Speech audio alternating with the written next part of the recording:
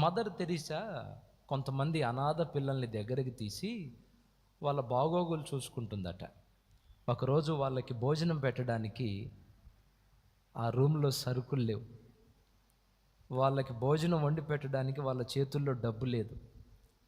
పాపం ఆమె ఆలోచిస్తుంది, రేపు గడిస్తే పిల్లలకి తినటానికి అన్నం లేదు, ఆకలితో అలమటిస్తారు, ఎలా చేయాలి అని ఆలోచిస్తే ఆ ఏరియాలోనే ఒక ధనవంతుడు తనకు గుర్తొచ్చాడు.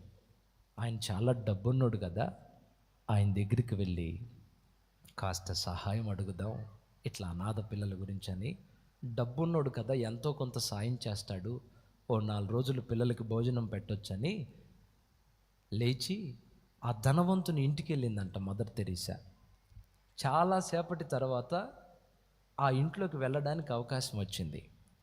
మదర్ తెరీసా ఆయన ముందుకెళ్ళి అంటుందట, అయ్యా, ఈ ఏరియా మొత్తంలోనే మీరు చాలా సంపన్నమైన వ్యక్తులు, ఓ చిన్న సహాయం కోసం నేను మీ దగ్గరకు వచ్చాను.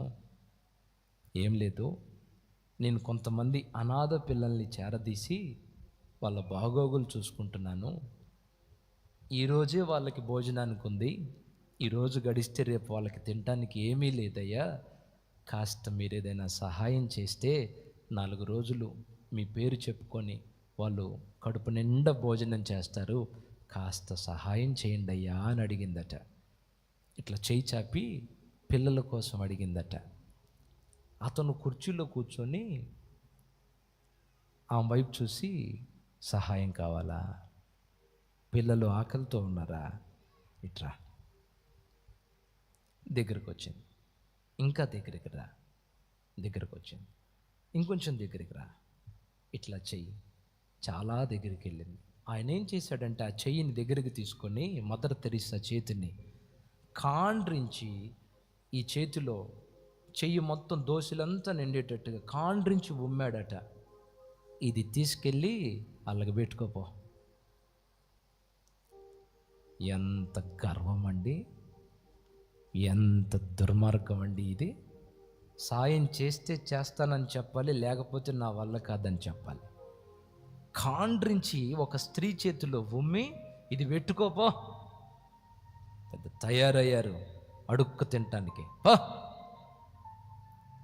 అంటే ఆమె ఏం చేసిందో తెలుసా, దోశల నిండా అతన్ని ఉమ్ముంటే ఆ దోశలను అలానే పట్టుకొని ఇట్లా గుండెకి ఆ ఉమ్మంతా ఇట్లా హత్తుకొని, అయ్యా ఇది నాకు, ఇది నేను స్వీకరిస్తా, మరి ఆ అనాథ పిల్లలకి నువ్వేం సాయం చేస్తావని చేయి చాపిందట. కూర్చున్నవాడు దిగ్గున లేచి నిలబడ్డాడు. కూర్చున్నవాడు దిగ్గున లేచి నిల్చున్నాడు. ఆశ్చర్యపోయాడు, రోమాలు నిక్కపొడుచుకున్నాయి. అమ్మా,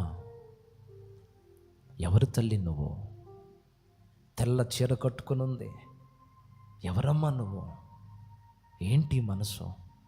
నువ్వు మనిషివేనా, దేవదూతవా? ఏంటి అసలు ఈ ప్రవర్తన?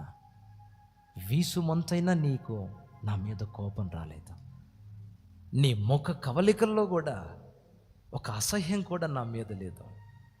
నేను గర్వంతో కఠినంగా కాండ్రించి ఉమ్మితే గుండె కత్తుకొని ఇది నాకయ్యా, మరి అనాథ పిల్లలకి ఏం సాయం చేస్తావన్నావు అని తన ఆస్తిలో చాలా భాగం ఆమె నడుపుతున్న ఆ అనాథ శరణాలయానికి రాసిచ్చాడంట అతను.